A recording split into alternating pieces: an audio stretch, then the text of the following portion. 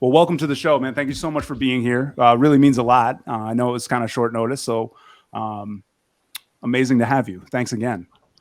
Thank you For too, because yep. this is my first stream. I am a bit nervous because it's new for me, but yeah, thank you.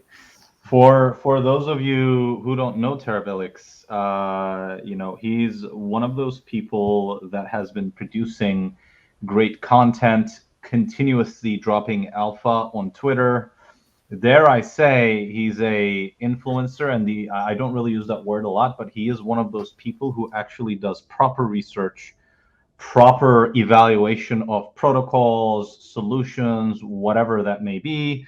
And I've actually found myself, looking at the stuff that he's putting on Twitter quite often. And over time, we've actually done a couple events together, and we became friends. And we're quite happy to have you on board this fine Tuesday, my friend. Thank you And so why much. don't you why don't you tell us a little bit about your journey? I feel like we don't do that often enough. Each one of us arrive at the scene through a journey, and would love to hear a little bit about your journey and how you ended up in the Web3 world. Oh, that's an interesting subject because I never expect to join here. Like, I'm just here for 1 year. I'm just in the DeFi ecosystem for 1 year.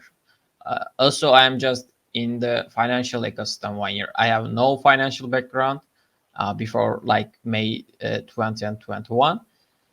I have graduated last year from architectural school at my country, and things are not going well. And at that time, NFTs are coming mainstream.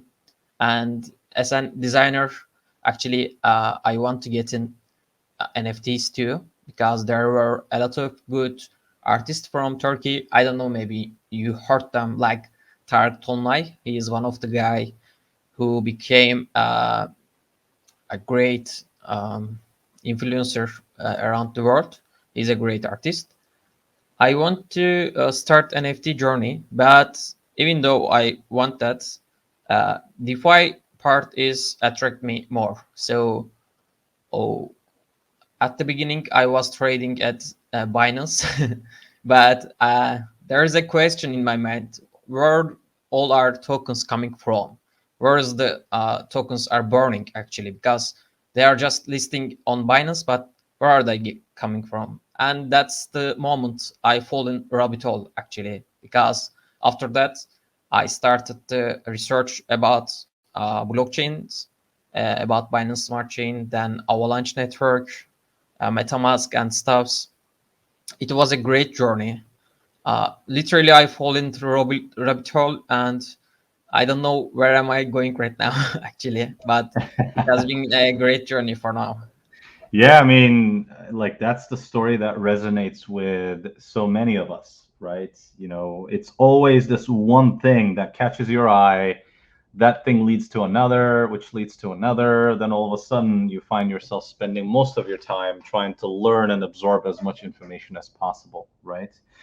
I mean, you mentioned Binance. I guess, what is your view of where we are in the markets, and where do you think especially Avalanche? I think we should focus on Avalanche specifically. Where do you think Avalanche is going? I see a lot of FUD on Twitter about, oh, Avalanche is dead. I've even seen a comparison thread where a guy compared, Cardano, Tron, and like the argument was, oh, these guys don't even have additional inflation. All the token supply is released.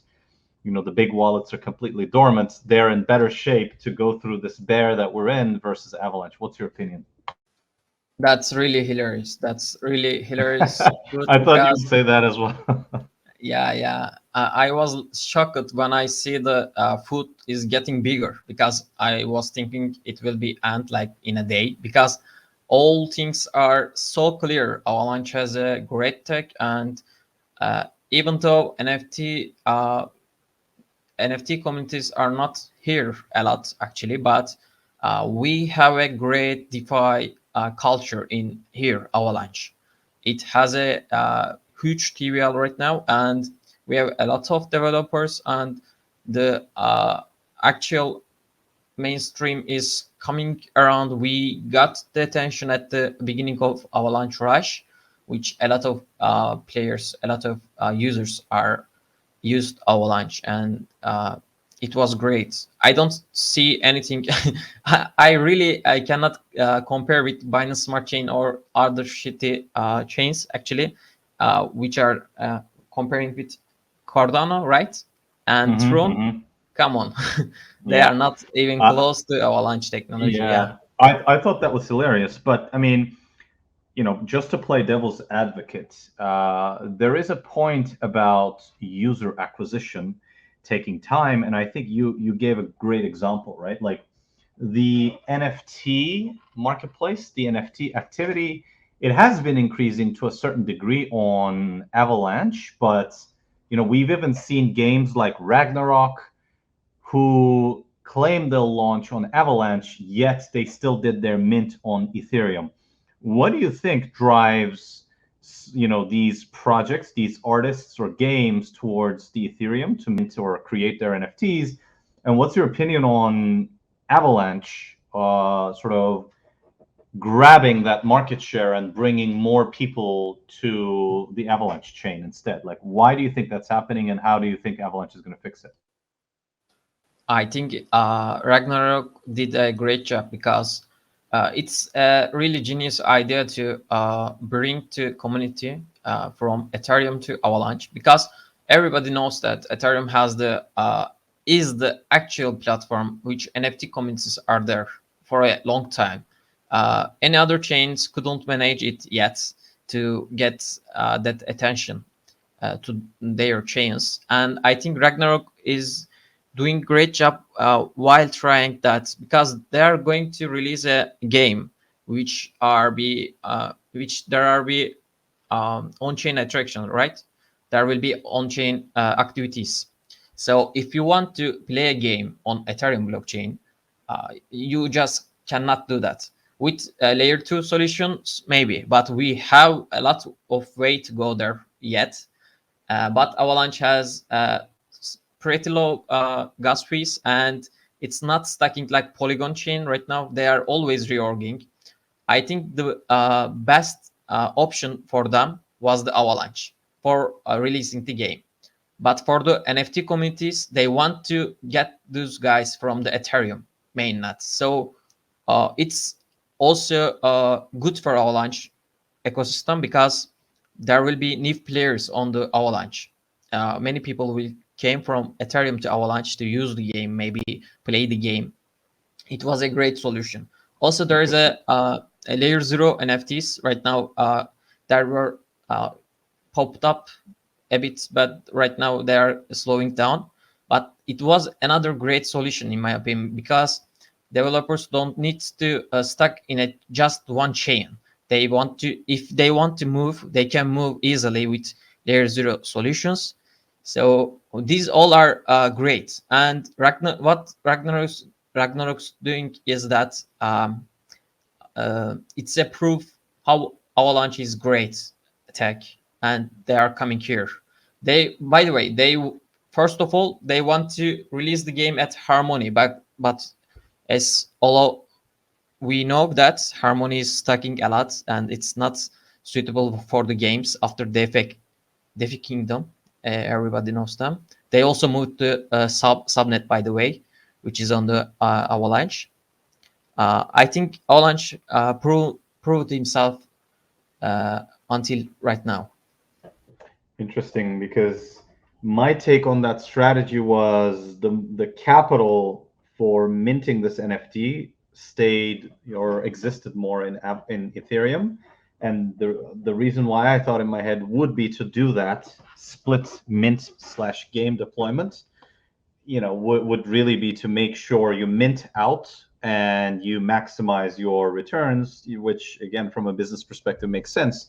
The only concern I have about these things is if your NFTs do have utility in the game, now you're creating a level of complexity where these assets need to be bridged, and we do have examples of bridges going well, and we also do have examples of bridges going really poorly, right?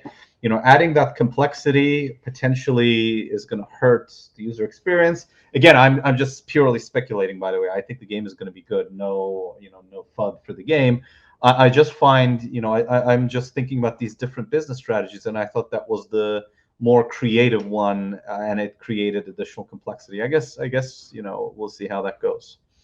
Anyways, what else are you looking at these days? What excites you the most? I know you looked at quite a number of the layer 2 solutions, but what is capturing your attention the most these days?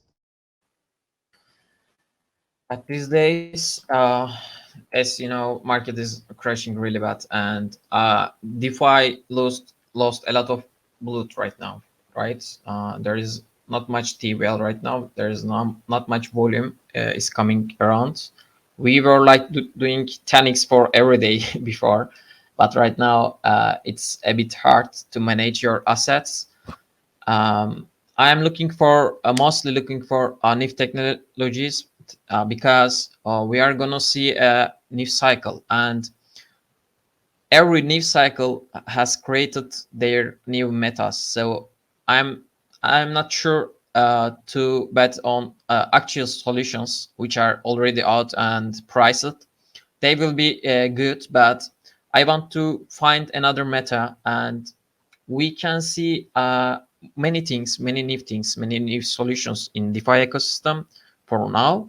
But I'm trying to find the most equivalent way to a good one, and I can connect this with Dexalot because I think we are gonna see centralized limit order books in the next wave.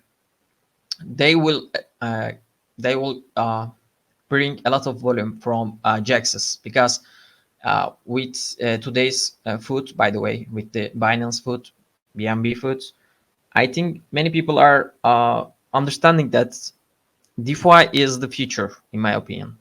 But right now, AMM solutions are not great for the retails and market makers, and we are gonna see central limit order book based DeFi solutions, DEXs, are gonna get huge volume in the next cycle.